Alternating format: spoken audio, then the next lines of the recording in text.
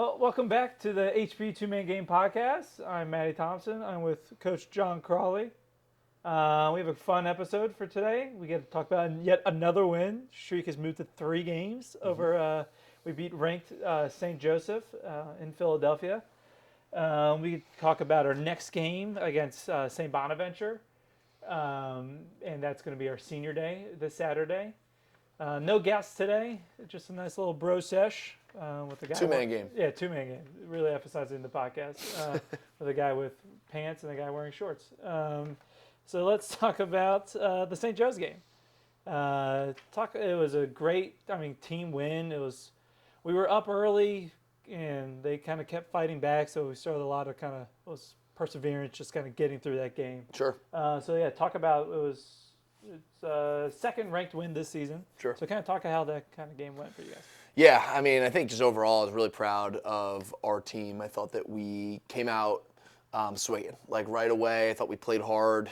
It wasn't perfect all the way through in our execution and some of our details and some other things like that, but we did enough to win, and we talk about winning by one. You could win by one. It could be a 2-1 game or a 16-15 game, and it doesn't necessarily matter as long as you do everything that you need to do to win by one. And then you go back, to the drawing board for the week of practice and try to address some of the things that, we needed to clean up. But I thought specifically, offensively in the first half, I thought we did a really good job, probably our best half of lacrosse so far this year. I thought we attacked our matchups hard, and we dodged hard, and, you got guys like Ryan Hines who are willing to put their body on the line and, get to really good spots in the field. Ian Can, same way, and, frankly, I thought that the first half of offense inside the box and our settled offense was really solid, and that put us in a good position going into halftime. And then, the second half was a little bit more sloppy. I thought that, offensively, I thought that we could have found a couple of better shot opportunities and been a little bit better at valuing the ball. And then I specifically think we still needed to do a better job in the middle of the field of executing and taking care of the ball. And I think that while you come out with a win, I still think there's a lot of work to do. I didn't think it was clean enough, like I said, in the middle of the field. And, and then we also, I think, had like 5 or 6 minutes of penalty minutes. And, not even, penalties that you earn, so to speak, right? I don't want to say that any penalty is a good penalty, but, I thought that we were just a little undisciplined. Our stick discipline wasn't great.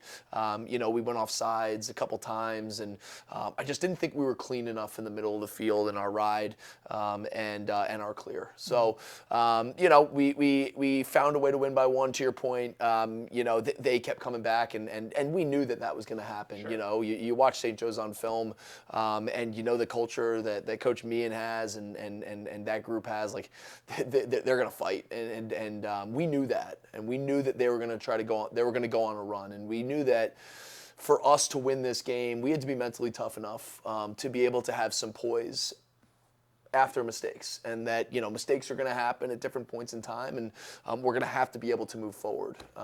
But ultimately, that effort offensively in the first half, I thought did help carry us through. They responded. They responded, and they continued to make it a game. And I really, really appreciated how our team remained mentally tough and continued to respond even when they were doing the same.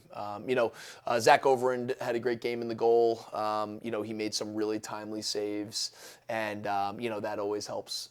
Luca again, had a great game. It wasn't as dominant as his last couple. I thought they had a really good wing plan. I thought that they did a really good job off of, their faceoff guy did a great job of scrapping, and and their wings did a great job of making it a 3-on-3, even a 10-on-10 ground ball. But ultimately, while it wasn't perfect across any phase of the game, I was really proud of how we continued to respond, and had poise towards the end of the game. And it's not an easy game to go up to St. Joe's. Like, it's a tough place to play, and they play a brand of the game that makes it really hard. And just really proud of our guys' effort to come out swinging early, and then to remain poised and continue to swing when you got lumped up a little bit. Yeah, we kind of you mentioned some players, and I feel like we talk about the same kind of usual suspects. Sure. With Ryan Hines, he had 4 goals, 2 assists. Yeah. A10 Offensive Player of the Week, from manager to A10 Player of the Week. Take that, Lacrosse Sportsnet. And you said Luka wasn't as dominant, which is crazy to say because he still won 22 faceoffs. Sure. And that's a kind of testament to how good he has been this year. No doubt. Like you said, Zach Oberman, 14 saves. And you mentioned a little about Ian Can. 2 goals, and he made plays all over the middle of the field. So He did. there's a lot of guys, just same guys stepping up, and some other guys who are kind of playing up to the occasion. Yeah, for sure. I mean, you mentioned all those guys. Hines, dodged with a purpose this past weekend. He puts himself into some tough spots, but he's tough enough to hop back up and go out and do it again. And I think that I do think as a captain and to for our team, the guys on our bench and both offensively, defensively, middle of the field, you watch your captain go out and sell out and make some of those plays. Like, it's galvanizing, and it's something that I certainly think inspired the rest of our team. And you look right to his, right to his left, and you see Ian Can, who's also a captain, who made plays all over the field. Yeah. I mean, he, while he scored a couple goals, a couple big goals. He also, had a couple really big ground balls in the middle of the field to help us in the clear, and a couple of opportunities to get in the hole that are necessary against a team like them. So, there are plenty of guys that made some really good plays. And to your point, Luka, like, it is crazy to say that he's not as dominant as weeks before, but that's just how dominant he was, And we needed to do a better job of turning some of those ground ball.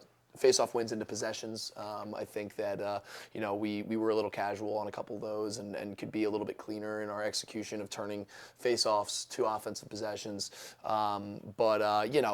Overall, a great team win. You got a guy like Scott Moore who, 1 year ago, was a face-off guy, and because of Luka's dominance, we're able to move him to defensive midfield, and he's played defensive midfield for about a year now. To watch him score his first goal, off of face-off, but off of a ground ball and attacking his matchup, it took everybody, to win that game. And I'm really proud of everybody for their effort and to be able to stick through it. Yeah. Shout out to some alumni that were in attendance. Zach Brenfleck, Chris O'Grady, Tyler Guzek, Jack Van Overbeck, Isaiah Moran-Weeks. What was it like to kind of see all those guys there? Yeah, it was great. They were, they mobbed us right as we walked off the field, and they were fired up. I think Isaiah, he's playing with he's playing with the Toronto Rock, and I believe that he flew in and took an Uber straight to the game to watch with everybody. So it's great to see those guys. They ended up coming in the locker room afterwards after the win and seeing everybody. And I think I think that whenever you get guys, alums and parents and even alums' parents, come to the games and they, they're just as excited to be back. I think it speaks to the kind of family atmosphere that we have. And I think that is something that's felt by our players, right? When your players feel from the alumni that support, it's like wind in their sails, right? To really know that the guys who came before you, who laid the foundation, are excited to be there, are going out of their way to be there. Vano, comes in from New York City and takes the Saturday to come do that.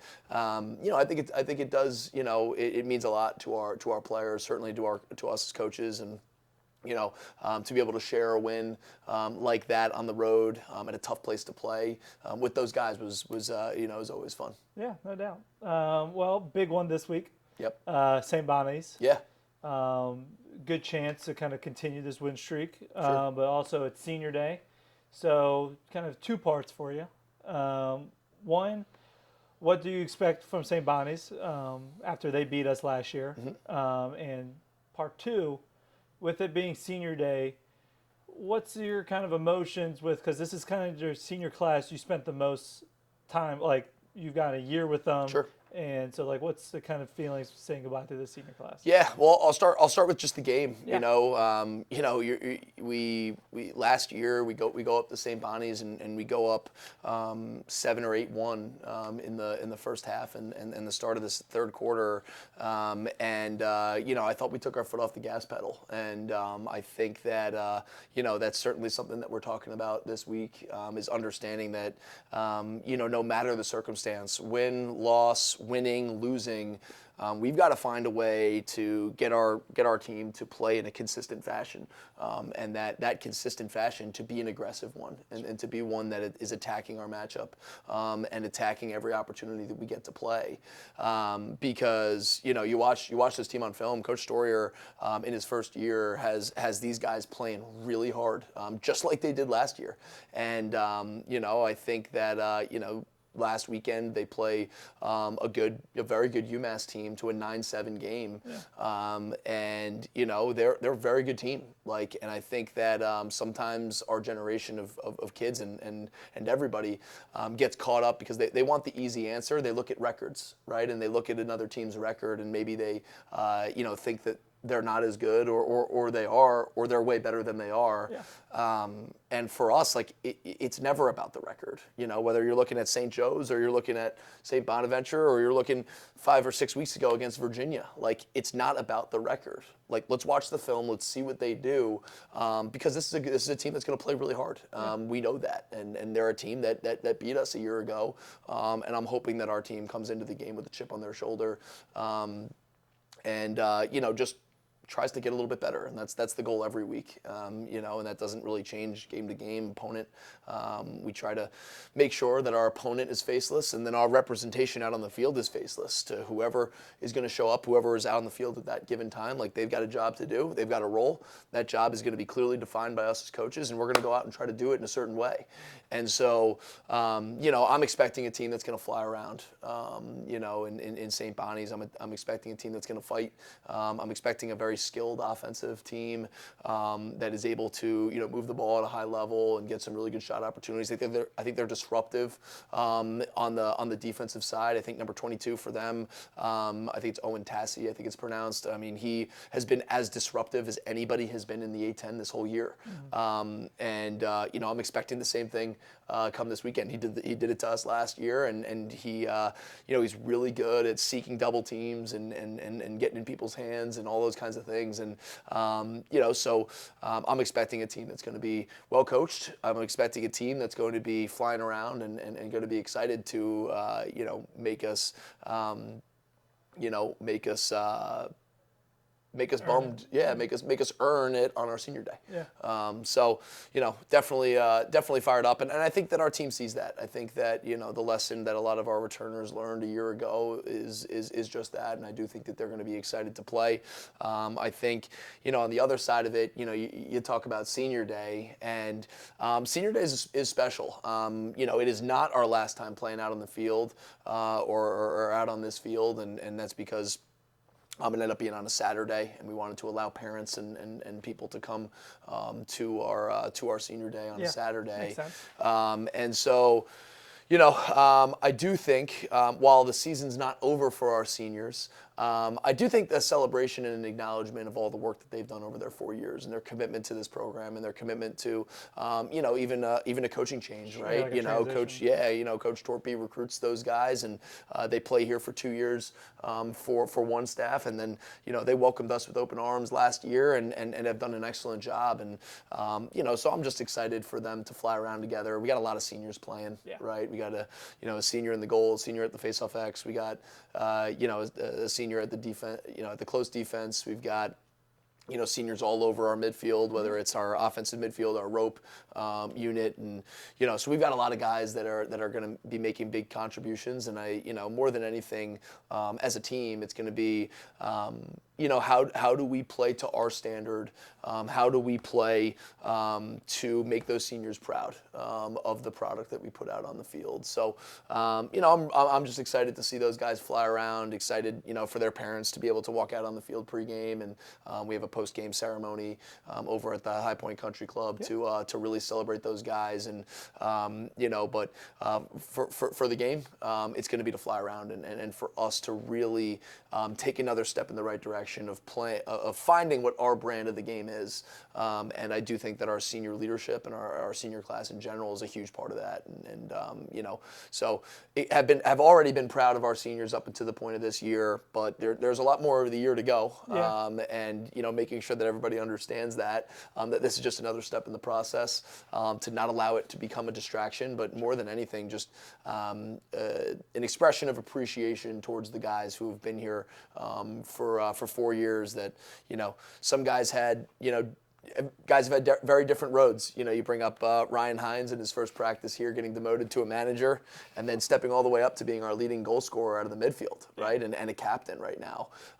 To be able to celebrate that is good. And then you have guys all over the spectrum. You have guys like Jude Smith, who comes out every single day, who works his tail off as a senior goalie, and he's one of our backup goalies. And his commitment to the process has never wavered, right? Like, he is out here doing clearing drills, getting extra shots from Coach Littner, getting extra shots from other players, even if he's not necessarily the starter, right? So guys have had different roads, in that senior class, but to be able to celebrate their commitment to the process and their commitment to getting better and their commitment to this program, I think our team as a whole, our coaching staff and the underclassmen, I think understand that it's up to us to make sure that we play to that standard, coach to that standard, and compete, to make those guys proud. No doubt.